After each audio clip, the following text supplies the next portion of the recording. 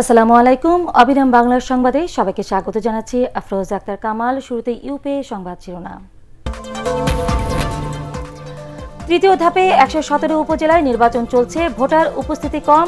কিশোরগঞ্জের কটিয়াদীতে ৪টি কেন্দ্রে ভোট গ্রহণ স্থগিত, ২ পুলিশ কর্মকর্তা প্রত্যাহার।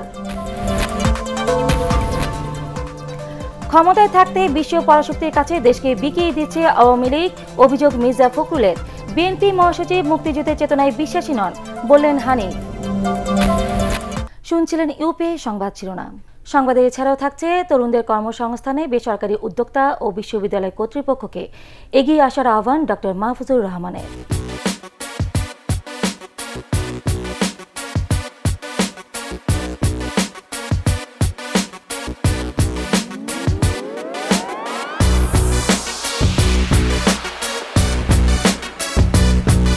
তৃতীয় ধাপে ৭ বিভাগের ১১৭ উপজেলায় ভোট গ্রহণ চলছে। সকাল ৮টা থেকে শুরু হওয়া এই ভোট চলবে একটানা বিকাল ৪টা পর্যন্ত। সকালে বিভিন্ন কেন্দ্রে ভোটারদের উপস্থিতি কম থাকলেও বেলা বাড়ার সাথে সাথে তাদের সংখ্যা বাড়ছে। ভোট সুষ্ঠু করতে নির্বাচনী এলাকায় আইন শৃঙ্খলা বাহিনীর পর্যাপ্ত সংখ্যক সদস্য মোতায়েন করা হয়েছে। এদিকে কিশোরগঞ্জের কটিয়াদীতে অনিয়মের অভিযোগে ৪টি কেন্দ্রে ভোট গ্রহণ স্থগিত করেছেন রিটার্নিং কর্মকর্তা। একই সাথে সেখানে দায়িত্বরত অতিরিক্ত পুলিশ সুপার শফিকুল ইসলাম এবং ওসি শামসুদ্দিনকে প্রত্যাহার করা হয়েছে।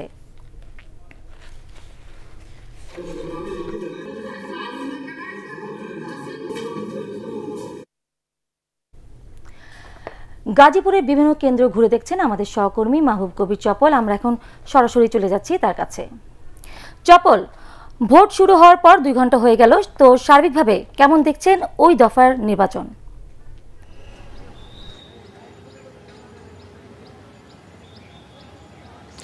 আফরোজা, ২ ঘন্টা থেকে আমি আসলে গাজীপুরের বিভিন্ন কেন্দ্র ঘুরে দেখেছি। আমি এখন বর্তমানে আছি কালিয়াকৈর উপজেলায় মৌচাক স্কাউট অ্যান্ড স্কুল কলেজ কেন্দ্রে। আসলে এখানে ৩টি কেন্দ্র আছে এবং ৩টি কেন্দ্রে প্রায় ১০,০০০ ভোটার আছে। নিশ্চয় আমার পেছনে আপনি নিশ্চয়ই দেখতে পাচ্ছেন যে ভোটার উপস্থিতি কেমন, সেটি আসলে আর বলার অপেক্ষা রাখে না। আমরা সকাল থেকেই দেখেছি যে কেন্দ্রগুলোতে খুব বেশি ভোটারের উপস্থিতি নেই, যদিও বেলা বাড়ার সঙ্গে কিছু ভোটার আসতে শুরু করেছেন। আমরা দেখছি কিছু ভোটার এসেছেন। যেহেতু গাজীপুরের এই অঞ্চলটি মূলত গার্মেন্টস এবং বিভিন্ন কারখানা আছে, অর্থাৎ প্রচুর শ্রমিক ভোটার আছেন। তারা আসবেন হয়তো সময় পেরিয়ে গেলে, যেহেতু আজকে এই ভোটকে কেন্দ্র করে সরকারি ছুটি ঘোষণা করা হয়েছে। গাজীপুরের যে উপজেলাগুলোতে নির্বাচন হচ্ছে, মূলত গাজীপুরের 5টি উপজেলার মধ্যে 4টি উপজেলার নির্বাচন হচ্ছে। গাজীপুর সদরের নির্বাচন হবে ঠিক শেষ ধাপে। যে 4টি উপজেলা আছে তার মধ্যে কালীগঞ্জ উপজেলায় চেয়ারম্যান এবং ভাইস চেয়ারম্যান বিনা প্রতিদ্বন্দ্বিতায় নির্বাচিত হয়েছেন। সেখানে শুধুমাত্র মহিলা ভাইস চেয়ারম্যান পদে নির্বাচন হচ্ছে। এছাড়া কাপাসিয়া, কালিয়াকৈর এবং শ্রীপুর এই 3টি উপজেলায় চেয়ারম্যান, ভাইস চেয়ারম্যান এই সবগুলো পদে নির্বাচন হচ্ছে। আমরা একটি বিষয় যেটি দেখেছি সেটি হচ্ছে যে এই যে 3টি উপজেলাতে প্রতিদ্বন্দ্বিতা হচ্ছে, সেখানে মূলত আওয়ামী লীগের প্রার্থীর সাথে আওয়ামী লীগের প্রার্থীর প্রতিদ্বন্দ্বিতা হচ্ছে। অর্থাৎ এই 3টি উপজেলার প্রতিটিতেই আওয়ামী লীগের নৌকা সমর্থিত মনোনীত প্রার্থী যেমন আছেন, তেমনি স্থানীয় আওয়ামী লীগের প্রার্থী যিনি বিদ্রোহী হিসেবে নির্বাচনে অংশ নিয়েছেন।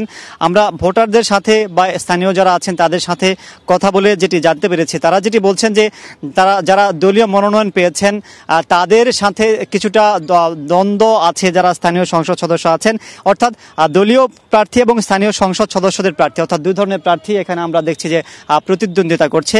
মোট এই 4টি উপজেলায় প্রায় 11,60,000 ভোটার আছেন। তারা ভোট প্রদান করবেন যদি আজকে তারা এই ভোট কেন্দ্রে আসেন। এর মধ্যে একটি বিষয় আমরা লক্ষ্য করেছি যে গাজীপুরের এই মোট যে ভোটার আছে সেখানে নারী ভোটার মোট 2,000 বেশি, অর্থাৎ নারী ভোটার আছেন 5,81,000, সেখানে পুরুষ ভোটার আছেন 5,79,000।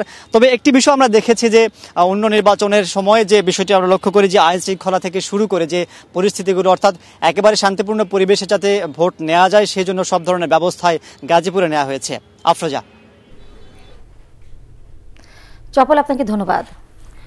গাজীপুর থেকে সেখানকার ভোটের পরিস্থিতি জানাচ্ছিলেন আমাদের সহকর্মী মাহবুব কবির চপল। এদিকে বরিশালের উপজেলা নির্বাচনের তথ্য সংগ্রহ করছেন আমাদের সহকর্মী হুমায়ুন কবির। তিনি জানাচ্ছেন সেখানকার ভোটের সর্বশেষ খবর। আমি এখন দাঁড়িয়েছি বরিশালের বাবুগঞ্জের ক্ষুদ্রকালী সরকারি প্রাথমিক বিদ্যালয় ভোট কেন্দ্রে। আপনারা দেখতে পাচ্ছেন যে এই ভোট কেন্দ্রে সকাল 8টায় ভোট শুরু হওয়ার পর থেকে ভোটাররা ভোট প্রদান করে যাচ্ছে। এখানে 2000 অধিক ভোটার রয়েছে। এখানের কর্তব্য যিনি আমাকে জানিয়েছেন এখন পর্যন্ত এখানে প্রায় 100 ভোট কাস্ট হয়েছে, ভোট গ্রহণ চলছে। তবে একটি জিনিস বলা যায় যে ভোট কেন্দ্রগুলোতে ভোটারের সংখ্যা খুবই কম, অধিকাংশ ভোট কেন্দ্রই আমি ফাঁকা দেখতে পাচ্ছি। এখন পর্যন্ত আমি 4টি ভোট কেন্দ্র পরিদর্শন করেছি। প্রতিটি কেন্দ্রেই ভোটারদের উপস্থিতি খুবই কম। এদিকে শান্তিপূর্ণ এবং সুষ্ঠুভাবে নির্বাচন সম্পন্ন করার লক্ষ্যে 8000 অধিক আইনশৃঙ্খলা বাহিনী নিয়োগ করা হয়েছে এবং দায়িত্ব পালন করছে 26 জন নির্বাহী ম্যাজিস্ট্রেট। রংপুরে আছেন আমাদের প্রতিনিধি মাহবুবুল ইসলাম, তিনি জানাচ্ছেন সেখানকার ভোটের খবর। পঞ্চম উপজেলা পরিষদ নির্বাচনের তৃতীয় ধাপে আজ রংপুর জেলার 2টি উপজেলা পরিষদের নির্বাচন অনুষ্ঠিত হচ্ছে। একটি হচ্ছে রংপুরের মিঠাপুকুর উপজেলা এবং অন্যটি সদর উপজেলা। এই উপজেলা দুটিতে মোট 195টি কেন্দ্রে ভোটারদের ভোট গ্রহণ করা হচ্ছে। ইতিমধ্যেই ভোট গ্রহণ শুরু হয়ে গেছে এবং প্রথম দিকে ভোটারদের উপস্থিতি একটু কম, কিন্তু ভোট গ্রহণ কর্মকর্তারা আশা করছেন যে বেলা বাড়ার সাথে সাথে ভোটারদের উপস্থিতিও বাড়বে। এই দুটি উপজেলায় ভোটার সংখ্যা 5,06,569 জন এবং এখানে চেয়ারম্যান পদে 9 জন, ভাইস চেয়ারম্যান পদে 8 জন এবং মহিলা ভাইস চেয়ারম্যান পদে 4 জন প্রার্থী প্রতিদ্বন্দ্বিতা করছেন।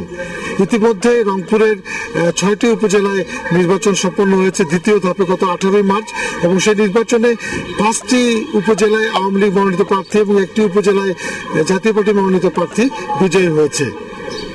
মাহবুবুল ইসলাম, এটিএন বাংলা, রংপুর। দলের কো চেয়ারম্যানের পদ থেকে অপসারণের পর জিএম কাদেরকে বিরোধী দলীয় উপনেতার পদ থেকেও অপসারণ করলেন জাতীয় পার্টির চেয়ারম্যান হোসেন মোহাম্মদ এরশাদ। ওই পদে বেগম রওশন এরশাদকে মনোনীত করেছেন তিনি। বিকেলে পার্টির প্যাডে নিজের স্বাক্ষর করা এক সাংগঠনিক নির্দেশে একথা জানিয়েছেন এরশাদ। জাতীয় পার্টির গণতন্ত্রের 20 একক ধারা মোতাবেক তিনি এই সিদ্ধান্ত নিয়েছেন বলেও জানানো হয়েছে গণমাধ্যমে।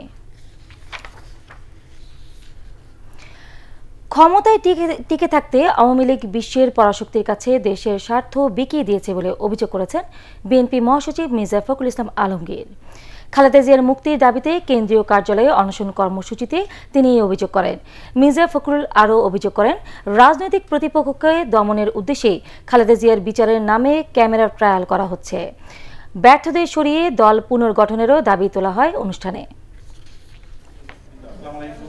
আজকে সমগ্র বাংলাদেশের মানুষের অধিকার তারা কেড়ে নিচ্ছে। আজকে কবিকে কারাগারে পাঠায়, সাহিত্যিককে কারাগারে পাঠায়, শিল্পীকে কারাগারে পাঠায় এবং সাংবাদিককে কারাগারে পাঠায়। কেউ এতটুকু ভিন্ন মত পোষণ করলে তারপর নির্যাতন নেমে আসে। বিএনপি মহাসচিব মির্জা ফখরুল ইসলাম আলমগীর মুক্তিযুদ্ধের চেতনায় বিশ্বাস করেন না বলে মন্তব্য করেছেন আওয়ামী লীগ যুগ্ম সাধারণ সম্পাদক মাহবুবুল আলম হানিফ। বঙ্গবন্ধু এভিনিউয়ে স্বাধীনতা দিবস উপলক্ষে স্বেচ্ছাসেবক লীগের আলোচনা সভায় তিনি কথা বলেন। দলে অনুপ্রবেশকারীদের ব্যাপারে সতর্ক থাকার আহ্বানও জানান তিনি। হানিফ বলেন, সরকার ভিন্নমত সহ্য করে বলেই বিএনপি এখনো মিথ্যাচার করতে পারছে।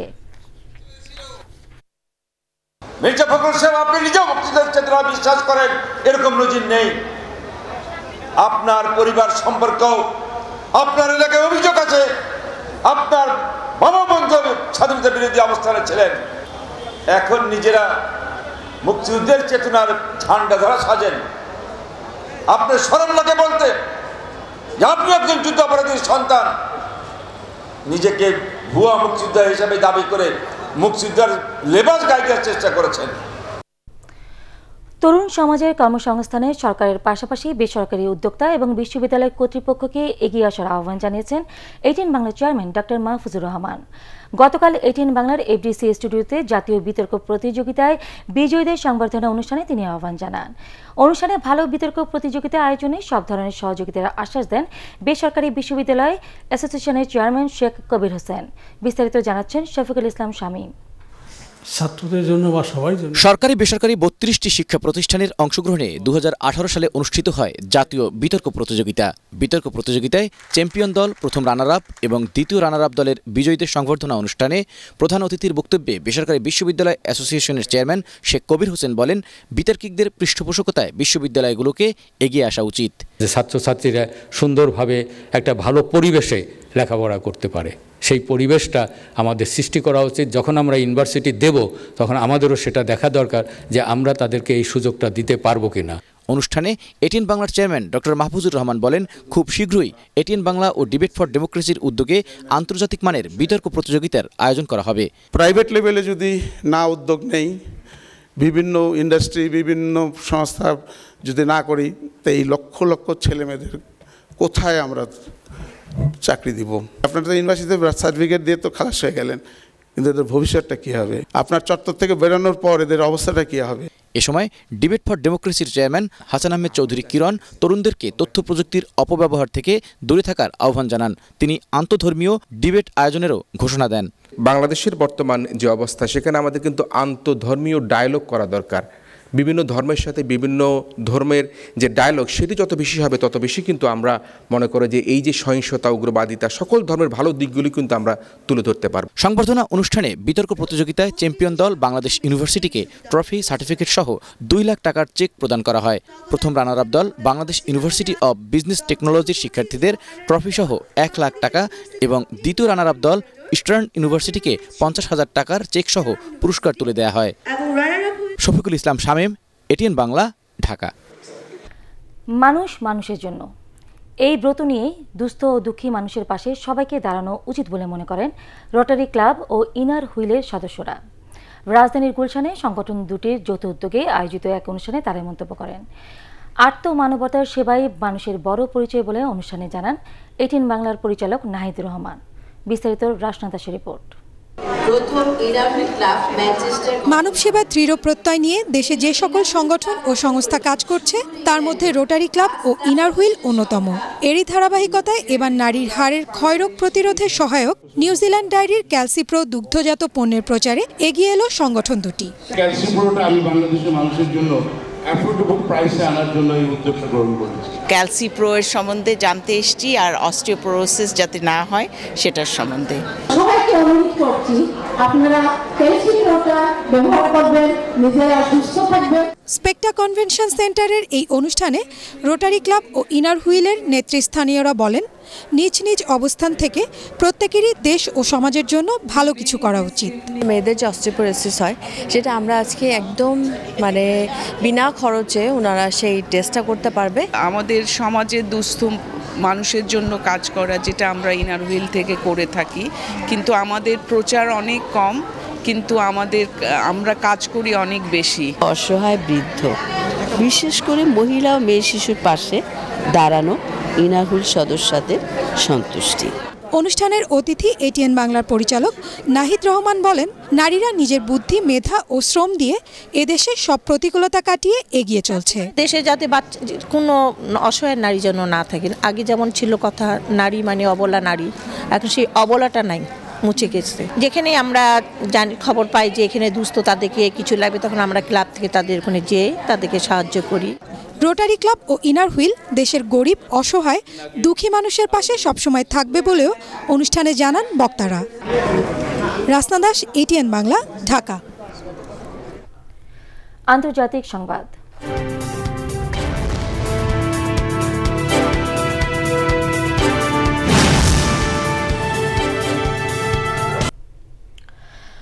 ব্রেক্সিট ইস্যুতে দ্বিতীয় দফা গণভোটের দাবিতে আবারও উত্তাল ব্রিটেন।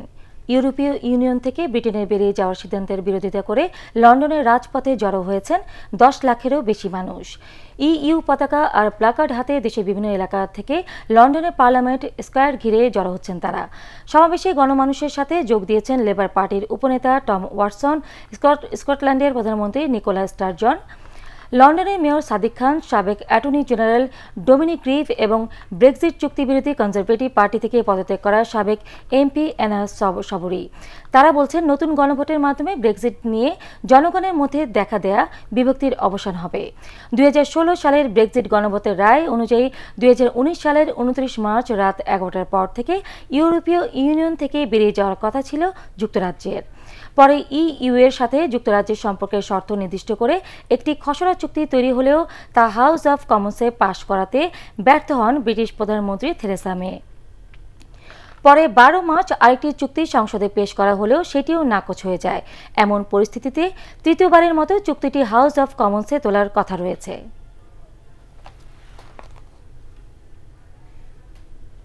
পারটেক্স খেলার খবর।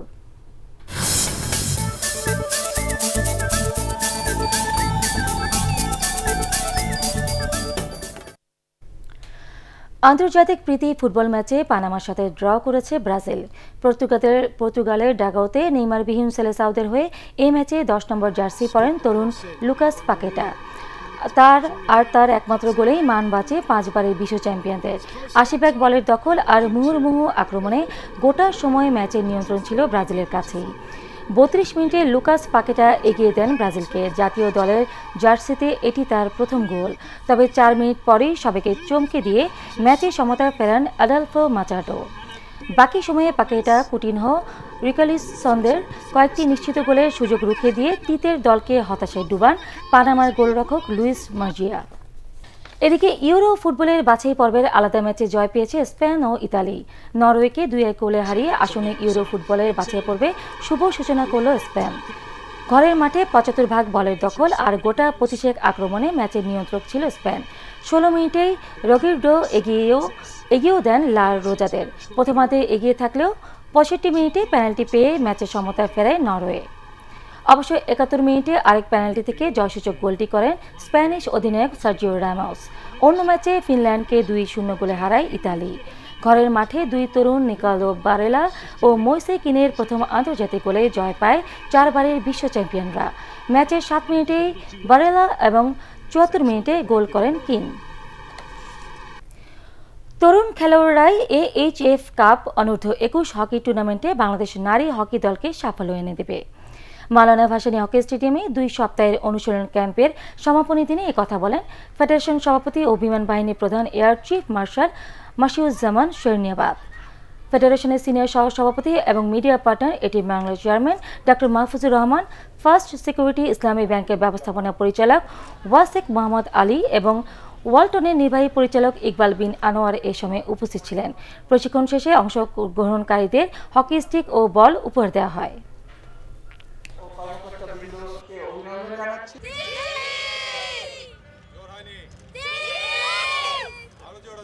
বাংলার নারীরা ফুটবল ও ক্রিকেটে জাতীয় ও আন্তর্জাতিক অঙ্গনে অনেক দূর এগিয়ে গিয়েছেন। বাংলাদেশের জাতীয় মহিলা হকি দল নাই। বাংলাদেশ হকি ফেডারেশন ইতিমধ্যে জাতীয় মহিলা হকি দল গঠন করার প্রস্তুতি গ্রহণ করেছে। আজকের এই প্রচেষ্টা আশা করি হকিতে মেয়েদের আগমন আরও সুন্দর করবে। শেষ করার আগে ইউপি সংবাদ শিরোনাম আরও একবার। তৃতীয় ধাপে 117 উপজেলায় নির্বাচন চলছে, ভোটার উপস্থিতি কম। কিশোরগঞ্জের কটিয়াদিতে 4টি কেন্দ্রে ভোটগ্রহণ স্থগিত, 2 পুলিশ কর্মকর্তা প্রত্যাহার। ক্ষমতায় থাকতে বিশ্ব পরাশক্তির কাছে দেশকে বিকিয়ে দিচ্ছে আওয়ামী লীগ, অভিযোগ মির্জা ফখরুলের। বিএনপি মহাসচিব মুক্তিযুদ্ধের চেতনায় বিশ্বাসী নন বললেন হানিফ। পরবর্তী সংবাদ দেখার আমন্ত্রণ জানিয়ে এখনকার মতো শেষ করছি। এছাড়া এটিএন বাংলার সংবাদ ইউটিউবে দেখতে ব্রাউজ করুন www.youtube.com/ATN Tube News। সাবস্ক্রাইব করে থাকুন এটিএন বাংলার সাথে।